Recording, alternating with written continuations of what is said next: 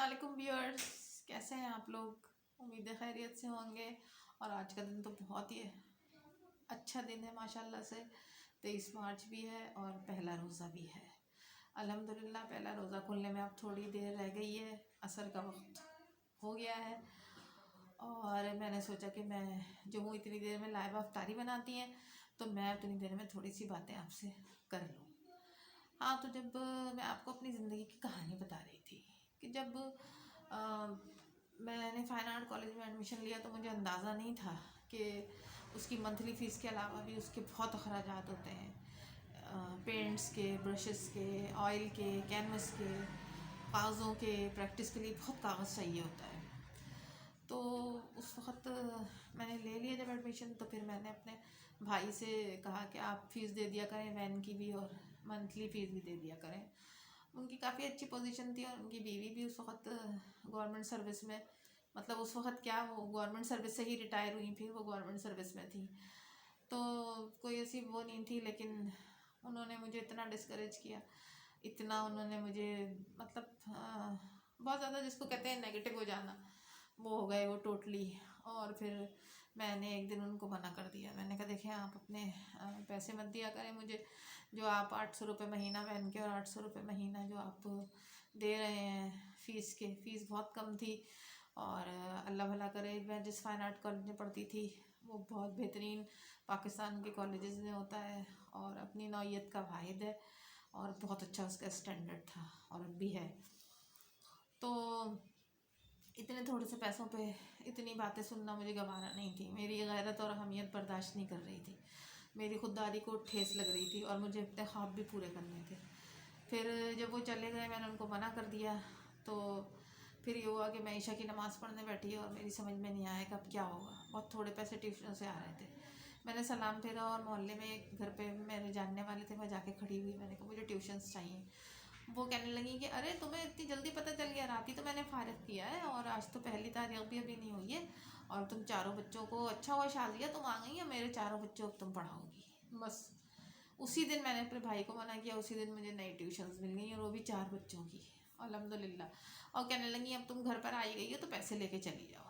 पैसे भी दे दिए एडवांस। ये थे उस ज़माने के पेरेंट्स। और फिर जिस जी जान और जितनी लगन से मैं उनको पढ़ाती थी अपने बच्चों को, शायद ही किसी ने पढ़ाया होगा। मेरे मोहल्ले में इंजीनियर, डॉक्टर्स के स्टूडेंट्स भी थे, वो भी फिर उनको अपने टीचर्स को छोड़ छोड़ के मेरे पास आने लगे।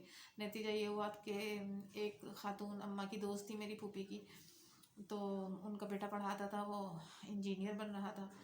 तो उसके ज़्यादातर बच्चे मेरे पास उठ के आ गए। बच्चों ने ये शिकायत की कि बाहर खड़े अपने दोस्तों से बातें करते रहते हैं, अंदर हमें काम दे देते हैं, हमारे पर तवज्जो नहीं देते। और हमको उन्होंने 200 गमले, 100-200 गमले नीचे से लेके छत तक आराइश नुमाइश के लिए रखे हुए थे, उनको पानी देने को कह देते हैं, हमें इतना टाइम होता है, ये होता है, वो होता है। 10 तरह की बातें थी। बहरहाल वो बच्चे इतने ख़राब कंडीशन में आते थे मेरे पास और उनके अच्छे ग्रेड्स होते थे और मैं बहुत खुश और मुतमईन थी।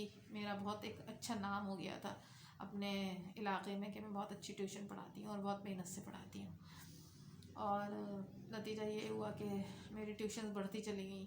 और फिर मैं आपको पहले ही बताया था शिफ्टिंग में पढ़ाती थी, यानी कि कभी मैंने ग्रुप ट्यूशन पढ़ाने की वो नहीं की, क्योंकि ग्रुप ट्यूशन से मैं मुतमईन नहीं होती थी।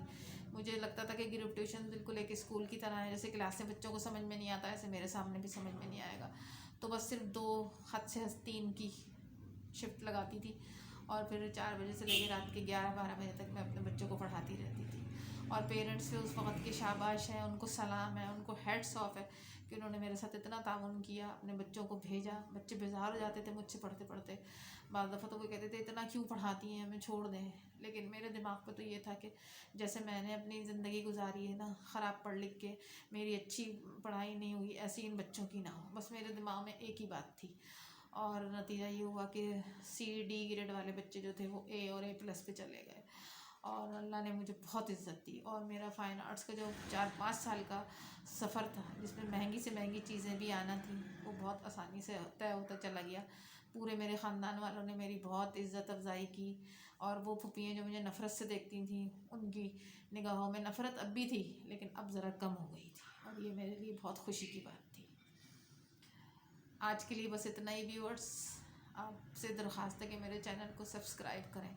सब्सक्राइब बहुत कम लोगों ने किया हुआ है मुझे, और मुझे आपकी दुआओं की अशद ज़रूरत है, बहुत ज़्यादा ज़रूरत है। मैं बहुत मुस्तहक़ हूँ आपकी दुआओं की, और आज पहला रोज़ा है, मेरे लिए दुआ ज़रूर कीजिएगा। ठीक है, अल्लाह हाफ़िज़।